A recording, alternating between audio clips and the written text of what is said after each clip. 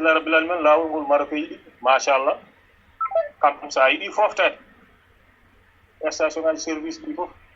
mbay kono station ngaji goɗɗi ɗo e Europe ɗi sa naati hen tan sa welama hôtelaji nan ɗon joɓa hôtel joɓa teno joɓa kadi garage kadi mbaɗa hen auto ma joɓa hôtel o mbala ɗon ha weeso walla ha poftoɗa gummoɗa ƴetta auto ma jaaha ko ɓuuri hen hewde noon ene mbaɗa noon kono min mi hewani wadde ɗum min somi ɗumini tan somi yeehi min mi hewani walde hôtelaji he min ko otam tan wannomi préparé ɓe gueɗam fof ha feewa somi yeehi tan e nder Maroc o somi naati ɗum no lelete fof mboɗo wawi yaltinde leesam mi werta mi lelo hen mo gandumi kadi tawi ko oto mo nawmi o kadi tawi mboɗo wawi lelade e nder mum kadi mi lelo e nder muɗum hande fofto somi ummima so baɗoɗa tan mi yetta walla mbaɗa kafam walla mi ñama ñamdam ha ɗum he kami fewnto il faut kiɗum yaha lawla kono noon kam kewmi yaarude ha Allah yettinami ko wiyete Mauritanie ɗum hen hewde ga e lawol he kam to banggue laamu kam caɗele kam min kewani dañde hen tan ha wuro so wona ɓe taccirde ɗo tan ɓe batti wadde hen tan hunde hay ɗum no ko ñamir kon ɗum par ce que somin gari joni hoɓɓe ɓe fof keɓe dañede banggue parfois ɗe wona ɗon ha laaɗe tati nayyi gummire ga ha tawma ɗo tawa ɓennaki kontoɗo ɗo ɗum fof ko ɓete hoɓɓe ɓe ne jeewa woda ko jaaɓi ɗumininde ɓetene ɓenna eyyi adan fof ɗum alano kono jo sakkiti ko ɗum ene woodi wonnaɗo waydirama ɓe kadi sa rentaki ko mbawi kadi andema probléme ka koɗo ala ko ɗum ɗonki wadde eyyi donc kani waddu to maɗa woodi koɓe mbaɗa e oto ma tawa an har majji jiɗiɗa ala ɗum ɗum noon ko ɓuuri newade lawol he tan ya ƴeew tan kala ko ɓuuri no ɗum newortono ma hay sinno ko toɓɓude nde toɓɓa tan jaaha ceerta e jomumen ɓuuri jooɗade tan suuda e jomumen wonda e mumen ɗon en salo wadde e ɗumen soɓe gandi won ɗum ɗo tan mbawi kadi andem probléme eyyi ko ɗum kam woni ko lawol ngol kam ko hono ni eyyi lawol ngol a holli ɗum Alaji Mamadou Moustapha joni noon so tawi en ƴeftigiro tan auto R21 par exemple walla R25 a ƴefti ɗum ittu ɗum Belgique gila e jognugol mum e ñalawmaji ɗi gulotoɗi ñamdu e yardu e tampere mum e passe wona passe kam kono gasoil walla essence mo coodata sa qimimo ɗum hoɗo hawrata haade ummade Belgique faade Nouakchott walla faade Dakar ummade Belgique kam faade Mauritanie faade Nouakchott so tawi ko Renault 21 min nde nawmi ɗum nde ɓe ferima e muɗum gasoil o e ko ñamme lawol ferima e muɗum 800 kadi 850 euros e nde nawmi katkaɗa nde e nde nawmi car uji ɗi nde ɗin wan noon kañƴi consommation ji majji jiida ɗiɗo ɓuuri consommation ɗin kadi goto mum fof mi waɗi hedde 1200 walla 1300 ɗum ferima e muɗum avantage o noon ko sa nayi car avantage gonɗo hen ko car o aɗa wawi no wadde hen bagage uji ɗi ganduɗa sa yettima aɗa wawi yeesude bagage uji ene mballuma aɗa wawi kadi jogade ɗo matériel kadi tawa matériel o ala to aɗa yiɗi nawdemo toon ko matériel ma kadi mbaɗa ɗum e ɗiɗɗon otoji kadi nawora ɗum kadi ɗum waɗi avantage eyyi aɗa wawi kadi jaadude ni hay famille ma sa welama aɗa wawi ƴettude auto mon 7 place taw ko famille ma ko 7 place walla ɗum walla ko 9 place aɗa wawi ƴettude famille ma sahaji vacance uji nde yehetede biyejinti min wonde jaabiɗo enen jaadumi e suwabam dewmi less on saha biye goto ko temedde 900 euros tawi ko neɗɗo goto en ƴeewi on saha komin jeegomo ko boni fof 6000 euros o mankan ko seeɗa ew ƴewmi ƴe mbanmi décision ƴettumi ko Renault 21 coodmi Renault 21 holko coodmomi ko 700 euros 700 euros o ƴewmi ko fewnirte makko fewninde ko fof en tout yettaki am 1000 euros gummimi ɗon jaadumi e makko jaadumi e subabam nawmi ɗumen min jeeyi lawol less min jeeyi hamin jetti en tout oto o en tout ko coodmomi e ferame lawol he en tout ko dareyam ko 2000 euros mankude hay ɗum en manki manda 150 ɗon o dareyam ew avantage am hen ko ponnoɗo wadde 6000 euros e voyage muɗum mi waɗi 2000 euros mi nawi gallam mi nawi bagage uji jam mi nawi ko jinmi fof mi waɗe oto mi nawi ha mi yettini oto Allah waɗi kadi nde jettinmi oto o nde kadi jettinmi oto jeeymi oto o kadi presque coggu hono ko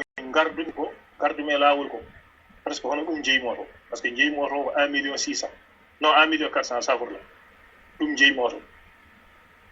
ewa 1 million 400 ɗum ɗon ma wonoyi de 3000 et quelque ko duuɓi ko ɓuri ko coonmi o e ko mbanmi e laawol o ewa nden mi yeeyi on kaalis kuppumi heen kadi biyeeji am e retour e ko jeeymi oto ko kuppumi biyeeji am e retour ko heddi ko min mbaɗiri vacance uji amen min gartiri ga hen ɗum kadi ko avantage wonande jiɗɗo yaadude e famille muɗum taw ko noon yiɗi yaadude eyi so tawi kadi ko jeeyowo kadi sa nawi oto ɓuri moƴƴude ko tawa aɗa waɗi heen ko ngannduɗa ko matériel nafowo tawa sa yeeyi ko boni fof ene ustanma fere laawol ngol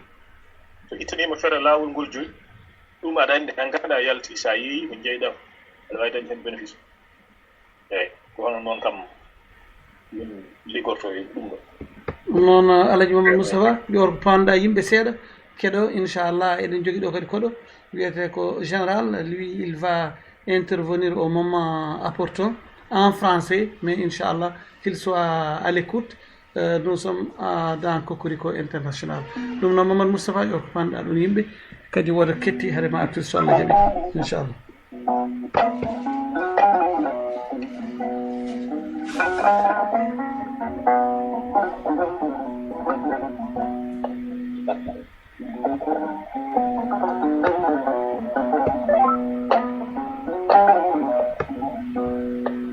l'école manani mbiɗa ñaaguima e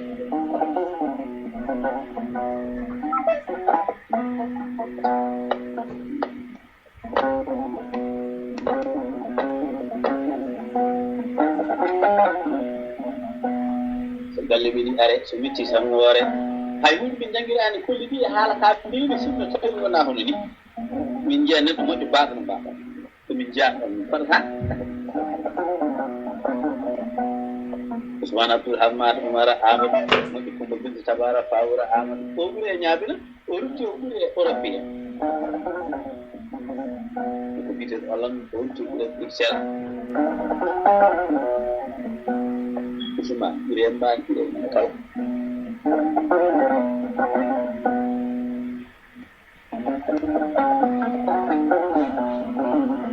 Abdoul Samba Saydou wiyete Abdoul Tabara Binta Tabara Djibril Mamadou Rahmat ɗum noon Alaji Mamadou Moustapha emin mbima kadi a jarama joni ɓaɗiɗi namdade so tawi aɗa jogui humpito hakkude ɗo e Nouakchott walla hakkude ɗo e Dakar wonande ƴeftude oto jeehowo holno foti kilométre uji ko wawata hiisade ewa kadi so tawi taccugol Espagne ngol walla taccugol Maroc ngol walla ni so tawi jomum fayi ko Sénégal walla ko Fouta taccugol Mauritanie ngol holen ko ɓuuri seɓorde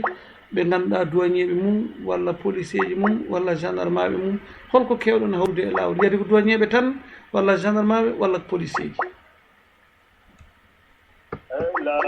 lawol ngol kam e ngol waɗi fof kono e frontiére uji he kam banggue ngam frontiére uji ko banggue Maroc o tan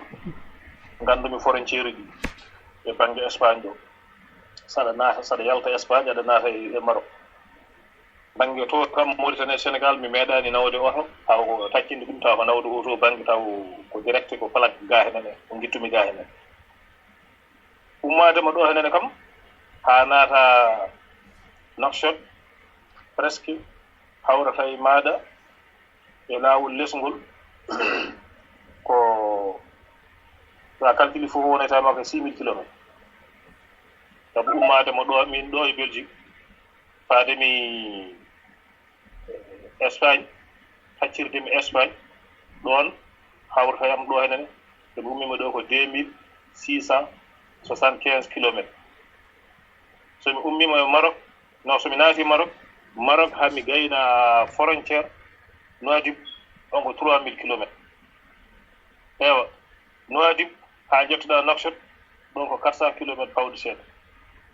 presque ko 6000 pawɗo ɗum kam ko ha Nouakchott o sa ɓeydi hen tawi paaɗa ko Ross kadi 204 kilomètres ɗum ɓeyda hen à partir de no Ross kadi faade Dakar ɗon kadi kilométrage gonɗiɗo hen ɓeyda hen ewa tawi kadi ko paaɗa ko kayit kadi ko 400 kilomètres hawroye maɗa kadi 6400 walla 6300 e nder Mauritanie tawi noon aɗa yaha ha Dakar ɗum kam ene wayno 7000 kilomètres ma ɗi mankata ko seeɗa eyyi ko ɗum kam woni kilométrage lawol ngol eyyi kono banggue douane en kam sa ummima ɗo ɗo e kam e Europe o ala fof kam ɗumin keewi dañde kam caɗele ko faate laamu kam e péage uji he min tawaɓe hen kono min kewani hawrude e mabɓe kam haaɓe mbiya min ko jahon walla ɗum ɗo hay sa hawre jomumen ko contrôle tan so mbaɗima sa rokki kayitaji ma gasi ɓenna jaaha lawol ma ewa to Maroc to ɓen noon a telinat bagage maɗa foof liñcitat bagage maɗa foof eyyi mbatta hen ɓe puɗɗa ɓennude presque aɗa wona ɗon ñalawma no wurno aɗa ronki sertude mabɓe eyyi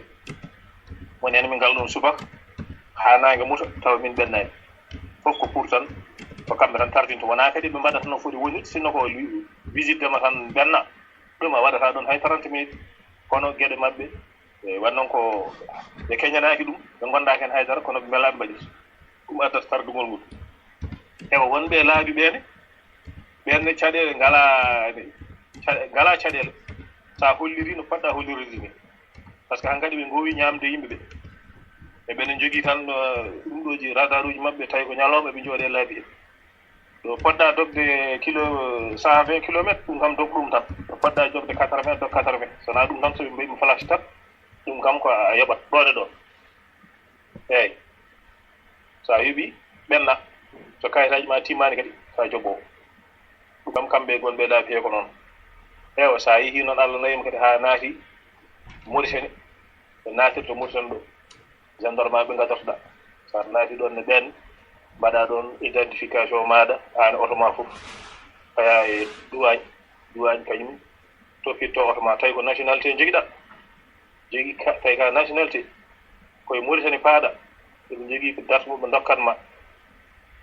on ɓe mbaɗata e kayit ɓe dokkuma so on date ɓenni faɗi wadde renouvelé jaaha bureau gendarmerie ɓen mbaɗatma renouvelé kayit o so tawi ko nationalité joguiɗa tawi noon ko séjour ko kayitaji Mauritanie joguiɗa na amen ni sa yettima séjour ma ɗo ko ɗon ɗacceteɗo douane ɓe dokkuma noon kayit pour balɗe presque lebbi tati ɓe dokkuma on ɗon kayit ko lebbi tati ɗi ɓenni a dédouanani auto walla yalti a reftani ɗon yaltinde auto no duttuɗa e douane kadi waɗanma renouvelé kayit o so tawi noon ka dédouane o nawa kayit o to douane waɗa dédouane e auto ɓe dokkitma séjour ma ɓe mbaɗa e passeport ma cachet wonde hankkadi auto o a nani ɗum ɗo kono a yeeyi ko dédouanade nde jaaɗa ko hankkadi ala caɗele kono sa dédouanani inde auto nane passeport ma kala ɗo garɗa e frontiére uji mabɓe he sa holliri eɓe gandi a nanni ɗon auto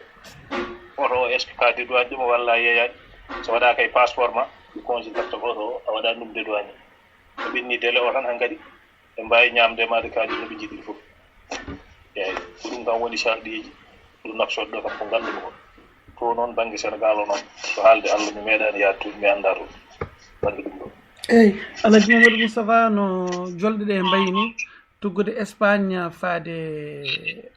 Maroc tuggude Maroc faade Mauritanie e goɗɗugol mum yadde so jomum paani hen ene jogo caɗele mawɗe holto wawata fewnude yiyete ko mécanicien ji ene nokkuji he walla guure ɗe ene ɓaɗodiri guure mawɗe ɗe ganduɗa neɗɗo wawi sodde matériel e ɗum ɗonne hen yadi kadi ponoje ɗe jomum ƴeftigaɗe e tan ɗo Belgique ɗo walla ɗo Paris ɗe ɗenne kadi mbawi yaade ha jettin ɗum wuuro tawa ɗo payi ɗo tawa meeɗan fusde hay goto mo fusani ɗum ne kadi ɓaɗa yiiɗi humpita ɗum eyyi ponoje kam ko fate ponoje so neɗɗo ummima ɗo ene yaaha yo waɗe auto muɗum ponoje kese ko ɗum ɓuuri moƴƴude won noon ponoje ɗo ɗe togooje ɗo e leydi ɗe